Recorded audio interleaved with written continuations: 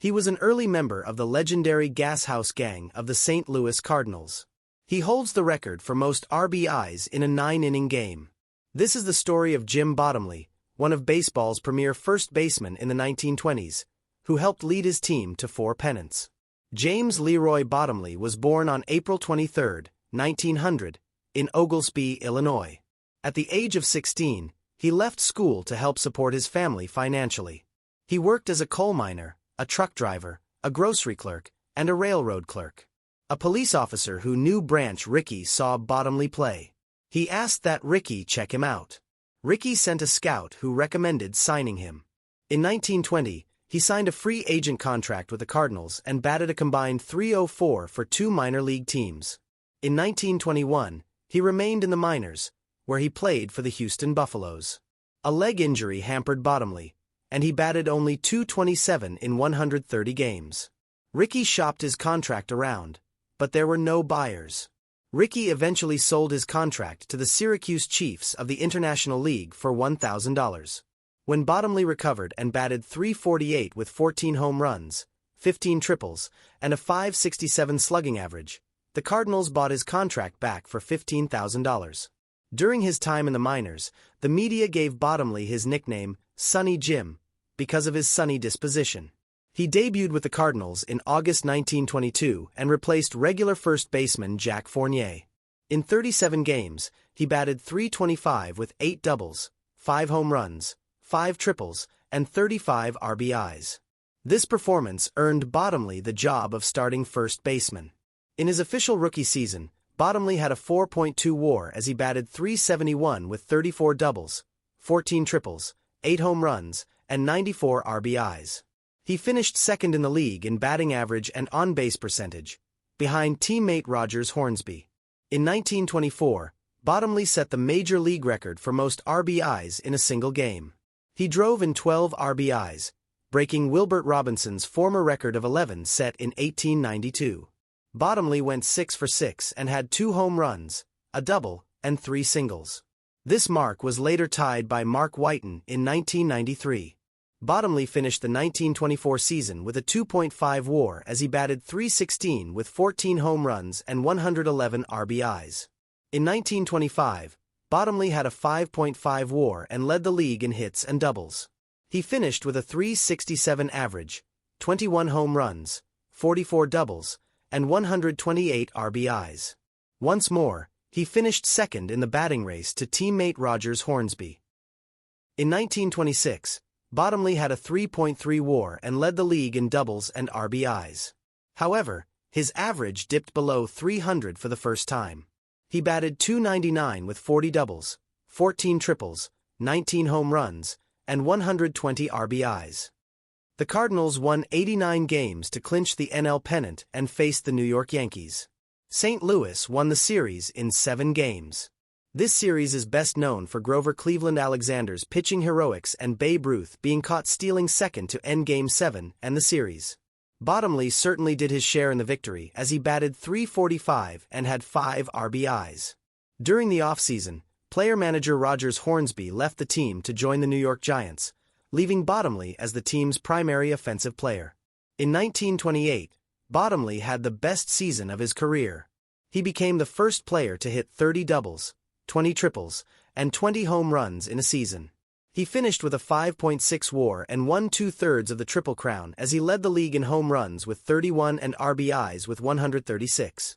Bottomley also led the league in triples. He capped the season by winning the Most Valuable Player award.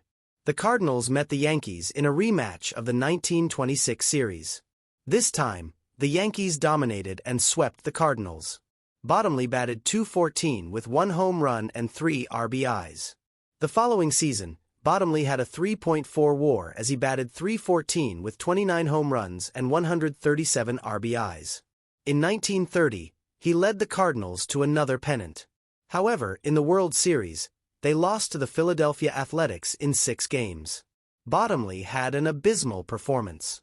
He had 1 hit in 22 at-bats for a .045 average. He had his last good season in 1931 with a 3.2 WAR, with a .348 batting average, 9 home runs, and 75 RBIs in 108 games. He was injured early in the season but came back strong and placed third in probably the closest three-way batting race in league history. The difference between the batting champion and third place was just .0007. After that season, his decline was swift, and he would never hit 300 again. He would have a cumulative 2.3 WAR in the next 6 years. Bottomley was traded to the Cincinnati Reds after the 1932 season. In 1934 he had a 0.6 WAR as he batted .284 with 78 RBIs. He had 31 doubles, 11 triples, and 11 home runs. He ended his 3-year stint with the Reds due to a salary dispute and transferred to the St. Louis Browns, where he was reunited with former teammate Rogers Hornsby.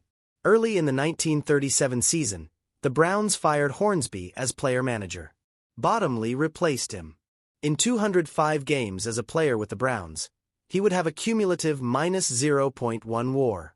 In his one season as a player manager, he managed in 77 games. He won 21 and lost 56 for a winning percentage of .273.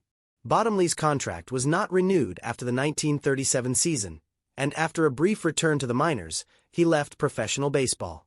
Bottomley retired with a 36.0 WAR. He had a .310 batting average, 465 doubles, 151 triples, and 219 home runs. He had 1422 RBIs, scored 1177 runs, and stole 58 bases. He had an even .500 slugging average and an OPS plus of 125. He led the league twice in the following categories: doubles, total bases, extra base hits, and runs batted in. He played in 4 World Series, with his team winning 2 championships. In 24 games and 98 at-bats, he scored 8 runs on 18 hits, including 5 doubles, 1 triple, and 1 home run. He had 10 RBIs and batted an even .200. Aside from driving in the most runs in a single game, Bottomley also holds the single-season record for most unassisted double plays by a first baseman with 8. Bottomley appeared 12 times on the Hall of Fame ballot. His best performance was in 1960 when he got 33.1% of the votes. In 1974, he was elected to the Hall of Fame by the Veterans Committee.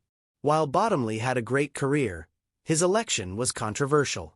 The Baseball Writers Association of America accused the Veterans Committee, which included former teammate Frankie Frisch, of not being selective enough. The group accused the Veterans Committee of cronyism, especially since Frisch had been shepherding the selection of his former teammates, whom the writers' group didn't think were deserving. This ultimately led to a reduction in the Veterans Committee's powers. In 2014, the Cardinals announced Bottomley as part of the inaugural St. Louis Cardinals Hall of Fame.